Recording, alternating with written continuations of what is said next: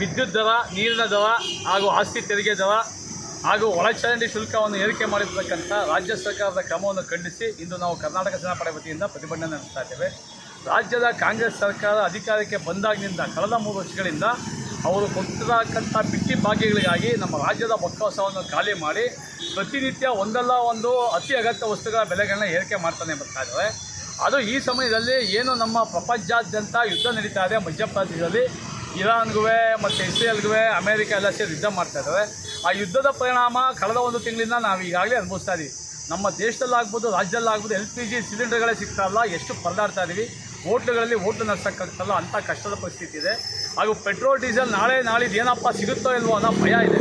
ಅಂಥ ಸಮಯದಲ್ಲಿ ರಾಜ್ಯ ಸರ್ಕಾರ ಏಕಾಏಕಿ ವಿದ್ಯುತ್ ದರ ಹಾಗೂ ನೀರಿನ ದರ, ಒಳಚರಂಡಿ ದರವನ್ನು ಏರಿಕೆ ಮಾಡೋದು ನಿಜಕ್ಕೂ ಖಂಡನೀಯ, ಅತ್ಯಂತ ನಾಚಿಕೆಗೇಡಿನ ಸಂಗತಿ ಅಂತ ಹೇಳ್ತಾ ಇದ್ದೀವಿ.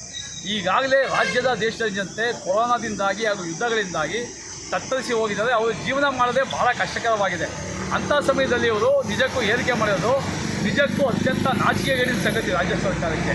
ಇವರು ಹೇಳಿ ಅಧಿಕಾರಕ್ಕೆ ಬಂದಿದ್ದು ನಾವು ಜನಗಳಿಗೆ ಒಳ್ಳೆ ದಿನಗಳನ್ನ ಕೊಡ್ತೀವಿ, ಒಳ್ಳೇದು ಮಾಡ್ತೀವಿ ಅಂತ ಹೇಳ್ಬಂದು ಇವರು ಒಂದಕ್ಕೆ ಒಂದು ಕೈಲಿ ಕೊಟ್ಟು ಇನ್ನೊಂದು ಕೈಲಿ ಒಟ್ಟು ಡಬಲ್ ತಗೋದಾರಷ್ಟೇ ಹೊರತು ಇವರಿಂದ ನಮ್ಮ ರಾಜ್ಯಕ್ಕೆ ಏನೂ ಅಭಿವೃದ್ಧಿ ಆಗಿಲ್ಲ. ಅದ್ರ ಜೊತೆಗೆ ವಿಶೇಷವಾಗಿ ಮಹಾನಗರ ಪಾಲಿಕೆಯವರು ಏನೋ ಹೊಸದಾಗಿ ಮೋಟಾರ್ ವಾಹನ ಉಪಕರ ತೆರಿಗೆ ಅಂತ ಮಾಡಿದಾರಂತೆ. ಅಂದರೆ ಒಂದು ಮನೆಗಳಲ್ಲಿ ಒಂದು 2 ವೀಲರು ದ್ವಿಚಕ್ರ ವಾಹನ ಇದ್ದರೆ 100 ರೂಪಾಯಿ, ದ್ವಿಚಕ್ರ ವಾಹನ ಆಟೋಗಳಿದ್ರೆ 200 ರೂಪಾಯಿ ಹಾಗೂ 4 ಚಕ್ರ ವಾಹನಗಳಿಗೆ 500 ರೂಪಾಯಿ ತೆರಿಗೆ ವಿಧಿಸ್ತೀವಿ ಅಂತ ಹೇಳ್ತಾ ಇದ್ದಾರೆ. ಈ ಸರ್ಕಾರಕ್ಕೆ ತಲೆ ಕೆಟ್ಟೋಗಿದೆಯಾ ಏನೋ ಗೊತ್ತಿಲ್ಲ. ದುಡ್ಡಿಲ್ಲ ಅಂತಂದರೆ ಇವರು ಸಾರ್ವಜನಿಕವಾಗಿ ಅದರ ಸ್ಥಳಗಳಲ್ಲಿ ಬಂದು ಸರ್ಕಲ್ಗಳಲ್ಲಿ ಭಿಕ್ಷೆ ಪಡೆದ್ರೆ ದುಡ್ಡಿರೋ ಭಿಕ್ಷೆನಾಗ್ತಾರೆ. ಅದು ಬಿಟ್ಬಿಟ್ಟು ಆಲ್ರೆಡಿ ಟ್ಯಾಕ್ಸು ಮನೆ ಕಟ್ಟಿದ ಮೇಲೆ ಮನೆ ಒಳಗಡೆ ನಿಲ್ಸ್ಕೊಳ್ಳೋ ಅಂಥ ಗಾಡಿಗಳಿಗೂ ಯಾರು ಕೊಡ್ತಾರೆ ನಿಮಗೆ? ಯಾರು ನಿಮಗೆ ಐಡಿಯಾ ಕೊಟ್ಟಿದ್ದು?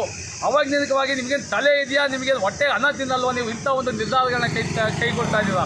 ಈ ಕೂಡಲೇ ನೀವು ಏರಿಸಿರ್ತಕ್ಕಂಥ ವಿದ್ಯುತ್ ದರ, ನೀರಿನ ದರ, ಒಳಚರಂಡಿ ದರಗಳನ್ನ ಈ ಕೂಡಲೇ ಹಿಂಪಡಿಬೇಕು ಅಂತ ನಿಮಗೆ ಎಚ್ಚರಿಕೆಯನ್ನು ಕೊಡ್ತಾ ಇದ್ದೀವಿ ನಾವು.